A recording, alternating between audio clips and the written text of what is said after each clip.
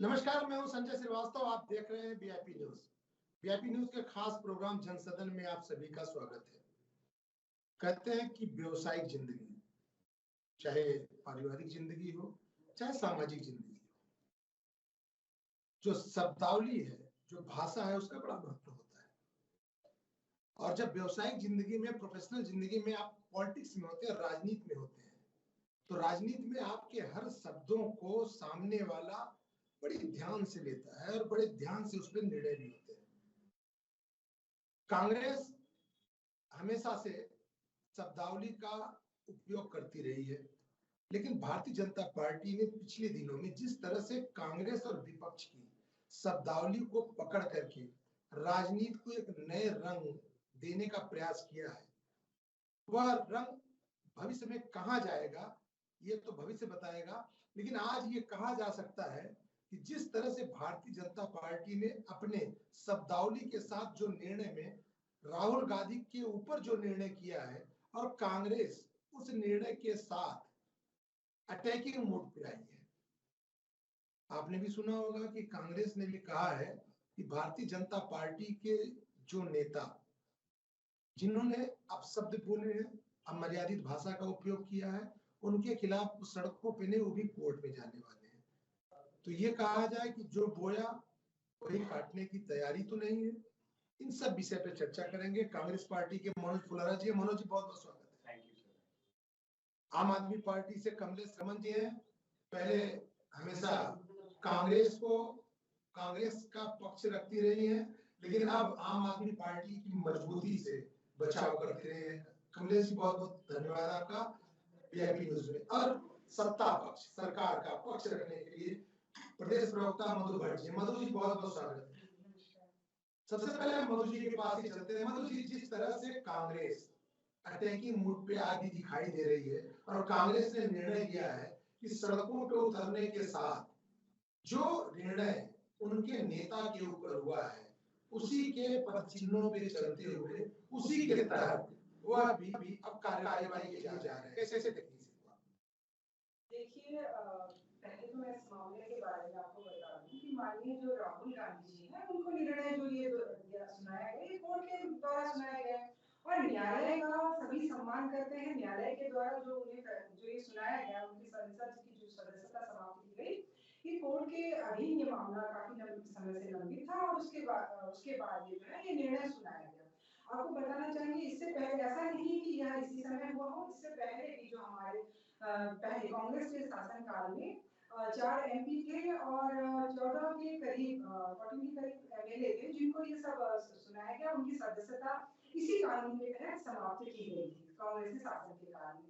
साथ में मैं ये भी कहना चाहूंगी कि देखिए, सभी को जो है संसद की गरिमा, संसद की मर्यादा का पालन करना चाहिए। इसी के तहत मुझे लगता है उस समय ये कानून बनाया गया होगा, क्योंकि देखिए पूरा जो भारत का जो संविधान संसद है, जहाँ पर पूरे हमारे, क्योंकि इतने जो हमारे इतने करोड़, 1.25 करोड़ जो हमारी जनता है, जो हम चुनकर भेजते हैं अपने जनप्रतिनिधि, और उसका जो आचरण होता है, उसका जो व्यवहार होता है, उसको पूरा जो हमारा पूरा समाज है, जो भारतीय संस्कृति है, जो सभ्यता है, उसका मैं कहूंगी एक दर्पण है। और उस दर्पण को, स्वच्छ दर्पण अगर वो दिखाई देता है संसद के माध्यम से, तो पूरा हमारा समाज उसको देखता है और उसी से प्रेरणा भी लेता है। लेकिन जिस प्रकार की अमर्यादित भाषा का प्रयोग माननीय राहुल गांधी जी के द्वारा कई बार हुआ है, एक बार नहीं कई बार हुआ है, और इसकी उन्होंने माफी भी मांगी है। आप अगर देखेंगे कई मुद्दों पर, अगर माननीय जब प्रधानमंत्री जी को उन्होंने अपशब्द कहे, तो उसके बाद उन्होंने माफी मांगी, फिर उसके दोबारा माफी मांगी। लेकिन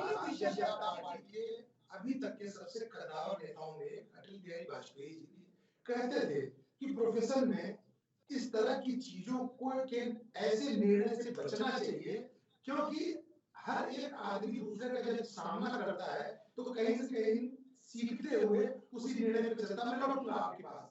कमलेश रमन जी, आम आदमी पार्टी जो भारतीय जनता पार्टी के निशाने पे थी, आपके नेताओं को जेल भेजा गया, आपकी पार्टी को निशाने पे लिया गया, कांग्रेस के ऊपर जब कार्रवाई हुई तो आप अब जाकर के कांग्रेस के पीछे खड़े हो गए। कभी आप पे आरोप लगता था कि आप भारतीय जनता पार्टी की बी टीम है, कहीं आज ये तो नहीं आपको मुद्दा राहुल का मिल गया, कंधा राहुल का मिल गया, फायर करने के सामने भाजपा है, इसलिए आप फायर करते चले जा रहे हैं? कमलेश जी नहीं नहीं देखिए श्रीवास्तव जी आपने जो अभी कहा कि कहीं ना कहीं कि राहुल जी से कहीं शायद आपको मुद्दा मिल गया, तो मैं आपको बताना चाहूंगी कि कांग्रेस तो सोई भी थी, लेकिन उसे जगाने का काम माननीय अरविंद केजरीवाल जी ने किया और अरविंद केजरीवाल जी अकेले ही इस केंद्र की सरकार से लड़ाई लड़ते चले आ रहे हैं और अभी से नहीं पहले से लड़ते चले आ रहे हैं। उनकी जो गलत नीतियां हैं, उनकी जो गलत नीति है, उनके विरोध करने के लिए अरविंद केजरीवाल जी ने पहले से अपने आप को तैयार कर रखा है। तो ऐसा नहीं है कि कांग्रेस के पीछे, लेकिन मैं आपको आज एक बात कहना चाहती हूँ और क्योंकि हमारी बहुत ही सम्मानित प्रवक्ता बैठी है भाजपा से और केंद्र में भी सरकार है और राज्य में भी सरकार है, क्या इस देश के अंदर लोकतंत्र खत्म होने जैसी चीज नहीं नजर आती इनको?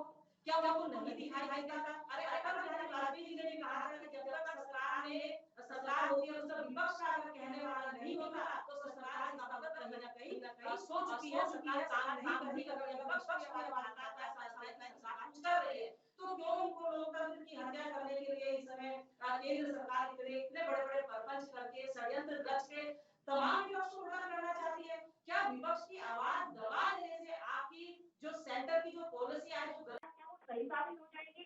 और ये कैसे साबित होगा कि आपने अच्छे काम किए? 2 करोड़ रुपए आपने नहीं दिया, आवाज नहीं उठा सकते। लेकिन कमलेश जी पहली बार प्रधानमंत्री जैसे पद पे बैठे हुए व्यक्ति को लेकर के आपके मुख्यमंत्री जिस तरह की भाषा का उपयोग कर रहे हैं, मोदी हटाओ देश बचाओ, भाजपा के लिए चलिए ठीक है, राजनीतिक पार्टी के लिए मोदी इस देश के प्रधानमंत्री हैं और प्रधानमंत्री के लिए जिस तरह का ये भाषा अरविंद केजरीवाल जी ने पहले नहीं की थी। इस समय पिछले जो 15 होता है तो वो टूटता जरूर है और इस समय केंद्र की सरकार बिल्कुल पाप से परिपूर्ण हो चुकी है। उनका आंखन तक उनका भ्रष्टाचार भर चुका है और इस वक्त आप देखें क्या पहले से सत्ता जब रही है, पहले से क्या विपक्षों ने इस तरह के नारे नहीं लगाए? पहले से क्या लोकतंत्र की हत्या के नारे नहीं लगे? सरकार के खिलाफ नारे नहीं लगे? क्या ये इस देश के अंदर 2014 से और अब तक क्या पहली बार हो रहा है कि सरकार के खिलाफ कोई विपक्ष नारे लगा रहे हैं? तो ये कहाँ का लोकतंत्र है? एक लोकतंत्र बाबा भीमराव अम्बेडकर जी ने बनाया, उसमें आजादी थी, व्यक्ति की अभिव्यक्ति की आजादी, उसको खत्म करने में लगी है केंद्र सरकार। तो एक बात बताइए, आपने कहा कि ऐसे प्रधानमंत्री जी हमारे आते हैं और उनका सम्मान होना चाहिए, वाकई होना चाहिए, क्योंकि वो देश के प्रधानमंत्री ले कमलेश जी मैं लौटूंगा, मैं लौटूंगा आपके पास, क्योंकि विषय के जो भी विषय है उस विषय का जवाब आप लोगों के पास इस समय हर पॉइंट पे है। हकीकत में होना भी चाहिए, क्योंकि विपक्ष इस समय जिस तरह से एकजुट होकर के एक साथ भारतीय जनता पार्टी पे या सरकार पे वार कर रहा है वह बहुत कम देखने को मिलता है। इंदिरा जी के समय भी देखने को मिला था। मनोज जी, आप युवा हैं और आज की राजनीति से आप परिचित हैं, लेकिन कहा जाए जो कांग्रेस करती थी आज वही तो भर रही है, तो फिर आपको काहे को कष्ट हो रहा है? जो आप राहुल गांधी पे आज हुआ है, कांग्रेस तो हमेशा से करती आई था। इंदिरा जी का जमाना देख लीजिए, जिस तरह से विपक्ष को आप लोग रोकते चले आए हैं, जिस तरह से जो नेता खड़ा होता था, सर उठाता था, कांग्रेस उसको खत्म करने का, उसको निपटाने का काम करती थी। तो अगर भारतीय जनता पार्टी आप ही के पद चिन्हों पे चलते हुए कर रही तो गलत क्या कर रही है?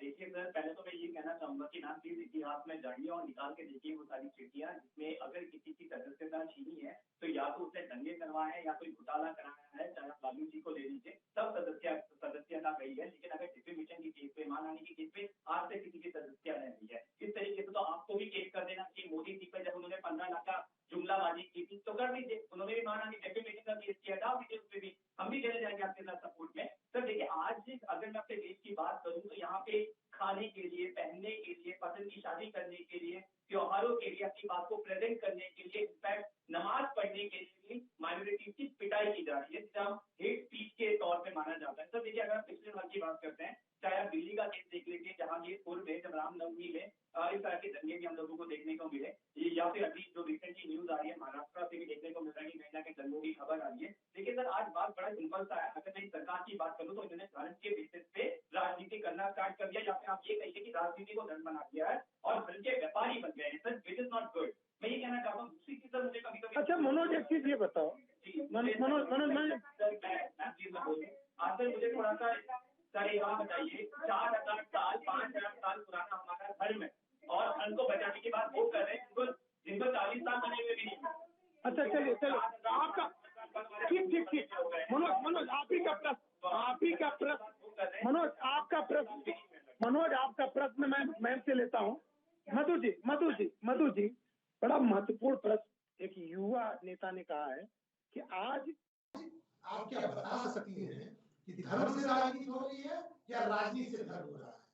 मधु जी, ये मनोज का प्रश्न है, बहुत महत्वपूर्ण है। देखिए पहले तो मैं संजय जी आपको बताऊं, क्योंकि देखिए कांग्रेस ने इतने मान लिया सर, मैं इसका जवाब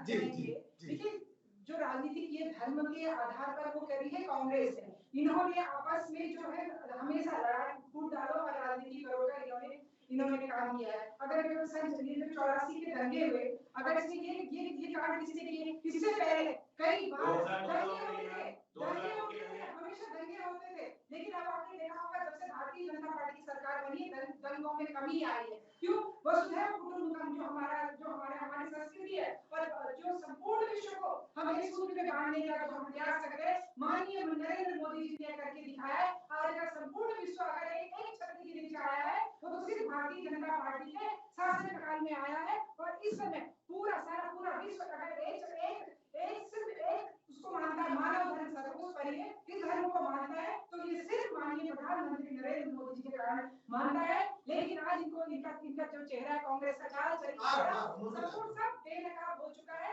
अब इनकी झांसी में कोई नहीं आने वाला। इनको भी समझ आ चुका है कि अब इनका कोई अभी असर नहीं रह गया है। और जिस कारण हमारे अधिक भाषा का प्रयोग माननीय राहुल गांधी जी लगातार प्रधानमंत्री जी के लिए करते रहे, उसका आज ही परिणाम आया है सामने। और उसको भी ये लोग इस तरीके से ले रहे। अरे गरीबों के लिए जाते हैं आप, कितने वर्षों से गरीब ये देश जो है लगातार गरीब होता रहा। आज हम गरीबों को मुफ्त राशन दे रहे, मुफ्त गैस सिलेंडर दे रहे। और आज अगर आप जीडीपी देने का मतलब ये है ना, देने का मतलब ये है ना, गरीब है और कितने हैं वो भी आपको बता दिया। स्तर पर हम पूरा भारत एक विकास की गति की ओर बढ़ता जा रहा है। ठीक है कमलेश समन, जैसा मधु जी ने कहा कि आपने भी सुना, बड़ा अच्छा इन्होंने कई चीजें बढ़ गई। इनका कहना है कि अब वह दंगे नहीं होते, अब वह बंटवारा नहीं दिखाई देता, अब वह तो क्या आपको इनकी भाषा में कितनी सत्यता नजर आती है? देखिए मुझे लगता है मर्यादा पुरुषोत्तम श्री राम जी बैठे हुए सोच रहे होंगे कि मैं जब सतयुग में मैंने जन्म लिया, इस दुनिया को सतयुग को लाने के लिए मैंने अपनी पत्नी का भी त्याग किया, सब कुछ किया। तो आज वो भी ये सोच रहे होंगे कि इस कलयुग में मेरे नाम का किस तरीके से राजनीति में इस्तेमाल हो रहा है। आज वो भी सोच रहे होंगे कि मेरे नाम से किस तरीके से दुकानें सजाई जा रही है। वो भी सोच रहे होंगे कि आज राजनीति में किस तरीके से मुझे चरम सीमा पे ऊपर ला करके मुझे किस तरीके से नीचे लाया जा रहा है। अरे धर्म की राजनीति मत करिए, आप गरीबों के लिए काम करिए। आप गरीबों को आपने कहा कि मुफ्त का राशन दे देते, आपको अपने आप दे तो मुफ्त का राशन, दूसरा दिन तो रेवड़ी। ये कौन सा दोहरा चरित्र है इस देश के अंदर? जो कानून बनाया गया एक बार कानून नहीं होगा अपने देश के लिए लागू। यानी कि भाजपा के नेता, भाजपा जो है वो सही और विपक्ष है अन्य और व्यक्ति है, उस पर केस उससे जेल में डालो। उसके लिए लोकतंत्र, उसके लिए आपकी फांसी की सजा, उसके लिए गालियां, उसके लिए सब कुछ। यानी कि आप अपनी जुबान से अनशन किसी को कुछ भी करते रहे, कुछ भी कहते रहे। आप जर्सी गाय कह रहे हैं, आप छोटी जींस वाला कह रहे हैं, आप कुछ भी कहते हैं। आपके लिए कमलेश समन में इतना तो कभी नहीं देखने को मिला कि प्रधानमंत्री जैसे पद पर बैठे व्यक्ति को इस तरह की भाषा सुननी पड़ी हो। शायद आप इतिहास उठा के 14 के बाद देख लीजिए, जिस तरह से मोदी जी के ऊपर लोगों ने टीका टिप्पणी की है, जिस तरह की भाषा का उपयोग किया, कभी किसी प्रधानमंत्री के ऊपर हुआ? थोड़ा सा राजनीति से हट के बताइए आप। श्रीवास्तव जी, आपको नारे मैं अभी अपने फोन से सुना दूंगी। जब प्रधानमंत्री जी के लिए, जब मनमोहन जी उस समय प्रधानमंत्री थे, उनके लिए क्या क्या शब्द नहीं बोले जाते थे, क्या क्या नहीं कहा जाता था। मोम का गुदा दिया, ये दोस्तों हर चीज के लिए उनको ताना दिया जाता था, बोलते नहीं है, टेप लगाते हैं, मैं बोल रहा झूठ है, इस तरह की मर्यादा की जो भाषा है अरे मनोज भाई, आपके लिए तो बड़ी खुशखबरी की बात है, आम आदमी पार्टी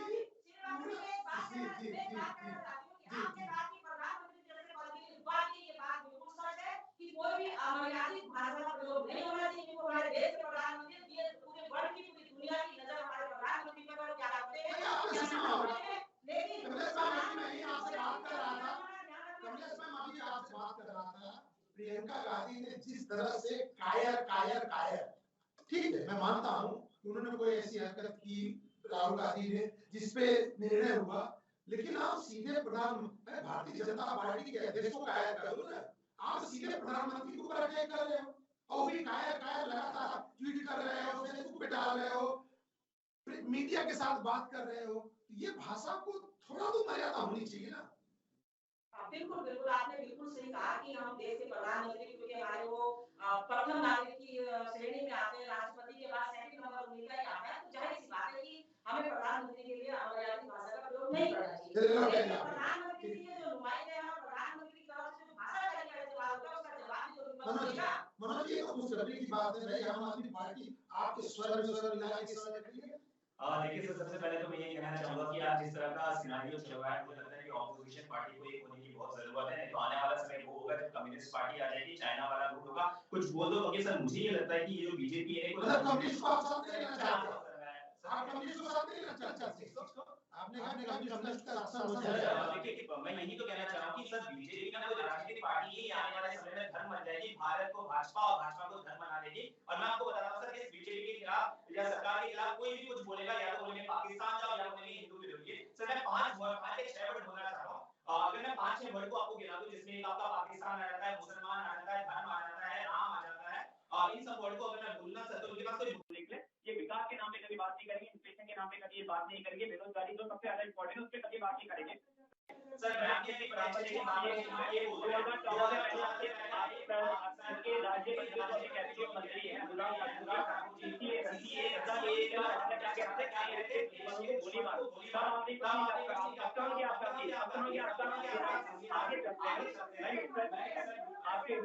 आपके राजा पे कानून बना देंगे, ठोको गोली, ये किसने कहा था मैम? अभी रिसेंटली आपका आया है, अभी भाषा ये सारी चीजें जो चल रही है आज ये सारी चीजें चल रही है ना, आप 2014 से पहले आइए मैम, 125 साल की बुढ़िया देश का क्या करेगी, है, ये सारे वर्ड किसने यूज किए मैम, ये सारे वर्ड किसने यूज किए? अच्छा मनोज ठीक है, युवा मैं आ रहा हूं सर इनका यही है, सर्जिकल स्ट्राइक की बात कर रहे हैं सर, सर्जिकल स्ट्राइक हुआ, हम खुश हैं, मोदी जी की फोटो लगाने की क्या जरूरत थी, हमने भी व्हाइट वॉश चलाया था, क्या फोटो लगाई हम लोगों ने? हाँ आपके सर 2013 में आता हूँ सर, मुझे याद है एक नॉर्मल सी मिसाल है, क्या कहते हैं भाइयों और बहनों, मेरी सरकार में हूँ, इतने तेजी से बांग्लादेश और श्रीलंका का पड़ा था कि पता नहीं भारत का टूटा सर, और मुझे याद है 40-44 में गुजर रहे थे, वो नाक वाला चला था सर, 7 साल की जगह नहीं है, आज की कोई बात नहीं होगी, आज की कोई बात नहीं होगी। सर मैं पहले आप ये बता दीजिए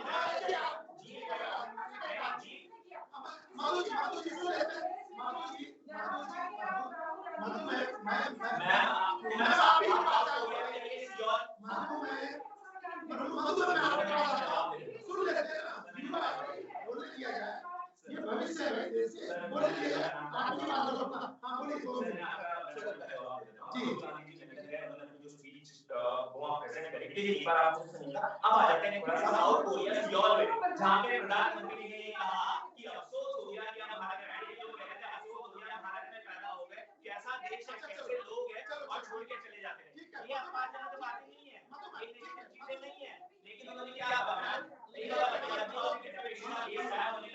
मोदी, ललित मोदी रिप्रेजेंट किया, लेकिन आपको ना डर है, एक्चुअली आपको ना डर हो गया, आपको लग रहा है कि आने वाले समय में कहीं ना कहीं इसे डर कहते हैं, हम इसे डर कहते हैं, और वो याद कीजिए 1997 याद कीजिए इंदिरा गांधी के साथ ये हुआ था, और वो निकल के आएगी, उभर के आएगी, तो कहीं ना कहीं समझना वही तो दिक्कत है, आप संविधान विरोधी हैं, आप लोकतंत्र विरोधी हैं, आप नेहरू गांधी है ना? ये आप प्रधानमंत्री जी ने देखिए ना, परिवर्तन होगा, nothing, no one is perfect and no one is perfect. चलिए मधु जी से एक ले ले मधु जी ठीक है